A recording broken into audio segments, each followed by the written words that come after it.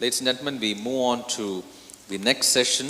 That's the STEMI track, Innovations and Consensus 2016. I'd like to invite Professor Sandeep Bansal, Drs. M.K. Das and Shaumitra Ray. Along with them is Dr. Mahla from Bangalore. Chairman, ladies and gentlemen, very good afternoon. I'll try to give a report of TNK plays in STEMI Status Report 2016. I would like to recall two statements. One is by James Herrick, who said along back as 1912 that a short distance from its origin, the left coronary artery was completely obstructed by a red thrombus that had formed at a point of great narrowing. The hope for the damaged myocardium lies in the direction of securing a blood supply for this area. A truly visionary statement in 1912. The other statement is by Willie Sutton, Sutton's Law, who said, when asked, why do you rob banks? He said, that's where the money is. And in STEMI, the two problems we have is, one is the plaque rupture or erosion, and the other one is occlusive thrombus producing STEMI. The preferred strategy of treatment is primary PCI, but if that is not available, we go for fibrinolytic therapy. And we have a number of fibrinolytic agents available. Tenecteplase, retiplase, or the bolus thrombolytics. Then you have altiplase, then you have non-fibrin specific streptokinase. And if you look at the profile of these tenecteplases, has certain advantages over the other thrombolytic agents. Tenecteplase is a genetically engineered molecule from TPA. And why it is known as TNK? Because at these 3 points, T domain, N domain, and K domain, there has been some modification done. T domain, it increases its life, and N domain, it increases fibrin specificity by nearly 14 times, and K domain increases its resistance to pi1 by nearly 80-fold. This data are very clear that it is as effective as TPA, and there's a study comparing tenecteplase versus altiplase, which showed there's no difference between the two. Tenecteplase and altiplase were equivalent for 30-day mortality. The ease of administration of tenecteplase may facilitate more rapid treatment in and out of hospital. And subgroup analysis showed that those who present after 6 hours of onset of STEMI, tenecteplase is better than TPA or altiplase. And it also has less bleeding problems, and it requires less amount of blood transfusion. And we have experience in India with this registry data of more than 10,000 patients.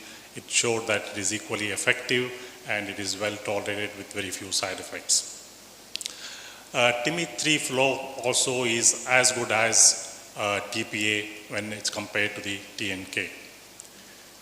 It also showed that if given in time, it can abort myocardial infarction. This is the aborted myocardial infarction in patients with ST elevation. Insights from the assessment of safety and efficacy of a new thrombolytic regime 3 trial electrocardiographic substudy. It shows that prompt fibrinolytic treatment improved the likelihood of aborted MI. The subgroup with complete 60-minute ST resolution had the best clinical outcomes. So if given timely, you can even abort ST elevation myocardial infarction in nearly 25% of patients. So with the characteristic of ideal thrombolytic agent, you should have longer half-life, single bolus administration, increased fibrin specificity, decreased bleeding and intracranial hemorrhage, more rapid and consistent achievement of TIMI grade flow, no effect on blood pressure, no antigenicity, lower reocclusion rates, greater resistance to pi1, and compatible with other intravenous agents, and it should be low cost. So clinicians should now consider using a bolus fibrinolytic, preferably tenecteplase. The rationale for using this recommendation is that bolus fibrinolytic is easy to administer, has a lower chance of medication errors, and is associated with less non-cerebral bleeding, and offers the potential for pre-hospital treatment. But all patients cannot receive primary PCI. As I mentioned, primary PCI is the preferred method of treatment for STEMI because of availability of PCI centers, round-the-clock availability, accessible to PCI centers, time factor, decision-making by the patients and his attendants, and ambulance services. We know how poor our ambulance services are and how the road traffic situation is. That is the road traffic problem and the ambulance problem, and it is clearly, somebody said that pizza arrives faster than ambulance in our country. So we need to combine fibrinolytic therapy with invasive therapy, what is called pharmacoinvasive therapy. This is a stream study where a strategy of early fibrinolysis followed by coronary angiography within 6 to 24 hours or rescue PCI if needed was compared with standard primary PCI in STEMI patients with at least 2 millimeter ST elevation in 2 contiguous leads presenting within 3 hours of symptom onset and unable to undergo primary PCI within 1 hour. And this clearly showed that what they try to look at is the primary endpoint composite of all-cause death or shock or heart failure or reinfarction up to day 30. Halfway through the study, or not nearly halfway, but after 20% of the planned recruitment into the study, the TNK dose was reduced by 50% among patients who are more than 75 years of age. So this study clearly showed that there is no difference between primary PCI and thrombotic therapy with tentative plays. The primary endpoint being, as I mentioned, composite of all-cause death, shock or heart failure or reinfarction up to day 30.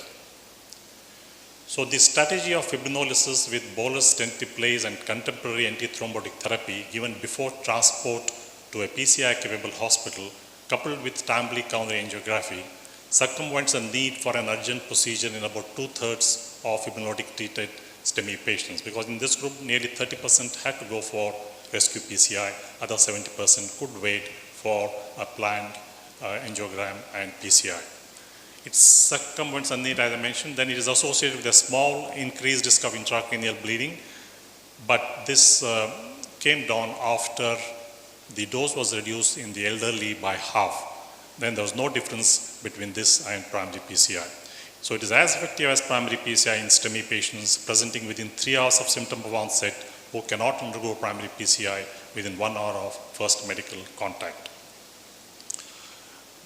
There is a project going on, STEMI India, by these two colleagues of ours, Dr. Thomas-Iyenger and Dr. Ajit Mulasari, who are doing a commendable work in this field. They have set up networks, STEMI networks in different states now. I think it's already on in Tamil Nadu, Andhra and Telangana, and next we're going to start in Karnataka. And they also have experience of pharmacoinvasive therapy with streptokinase as well as tentative plays, which they have shown very good results.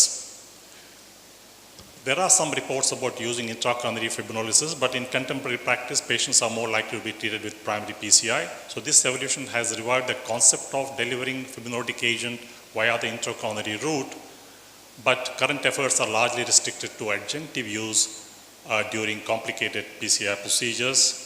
And there are a few small studies with small numbers.